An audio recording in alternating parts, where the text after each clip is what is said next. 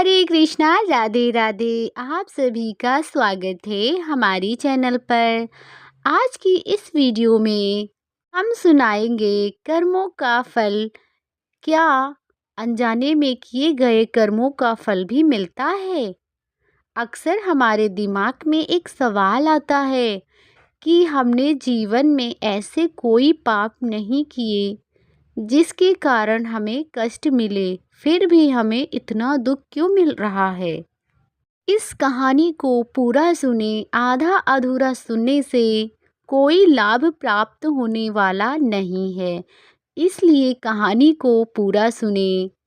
कैसे एक बुरे कर्म का फल उस महिला को मिला जिसका इस कर्म से कोई लेना देना नहीं था। एक बार की बात है, एक दूर देश में एक संपन्न राजा हुआ करता था। उस राजा ने एक दिन 11 ब्राह्मणों को ब्रह्मभोज पर बुलाया। सभी ब्राह्मण महल के आंगन में भोजन के लिए इकट्ठा हो गए।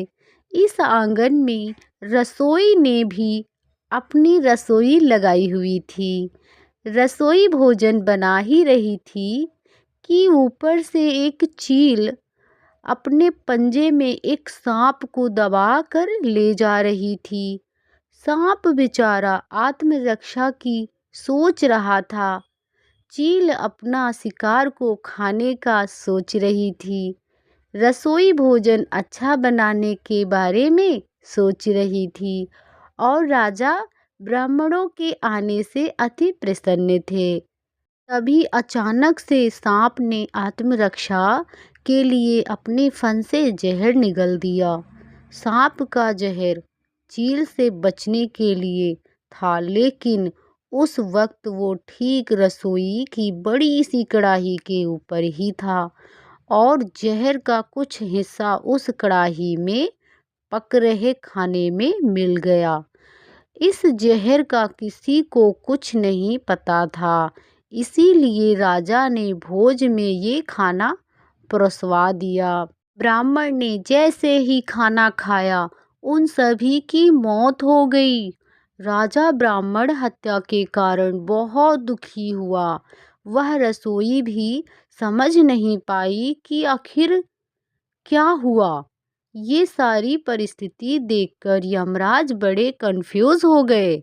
उनके लिए फैसला करना मुश्किल हो गया कि इस पाप कर्म का फल किसे मिलना चाहिए। वो राजा जिसको पता ही नहीं था कि खाना जहरीला है, वह रसोई जिसने खाना पकाया था लेकिन खाने में जहर नहीं मिलाया, वह सांप जिसने आत्म रक्षा के लिए जहर निगला, वह चील जो राजा के आंगन से गुजर रही थी। महीनों बीत गए लेकिन यमराज इस पाप कर्म का फैसला नहीं कर पाए। तभी अचानक से एक दिन उस राज्य से कुछ ब्राह्मण गुजरे। ब्राह्मणों ने रास्ते में एक महिला से राजा के महल जाने का रास्ता पूछा, तो महिला ने रास्ता बताते हुए ये भी कह दिया कि राजा ने तो पिछले वाले ब्राह्मणों को जहर देकर मार दिया है, तो आप लोग सोच समझकर वहां जाइएगा। बस जिस पल उस महिला ने यह शब्द मुंह से निकाले, उसी समय यमराज ने फैसला कर लिया कि उन मृत ब्राह्मणों की मृत्यु के पाप का फल इस महिला के खाते में जाएगा और इसे उस पाप का फल भुगतना पड़ेगा।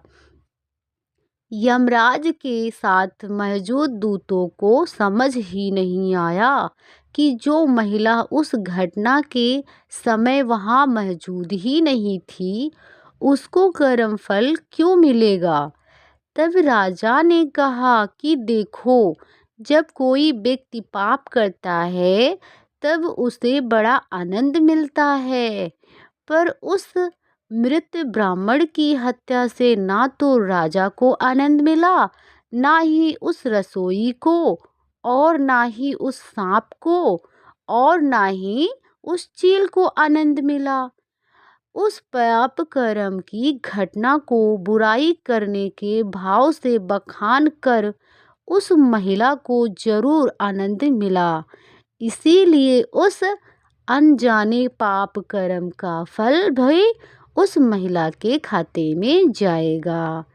अब आप सोचिए कि जब जब हम रस लेकर किसी की बुराई करते हैं तो कैसे अपने ऊपर पापों के कर्म चढ़ाते जाते हैं।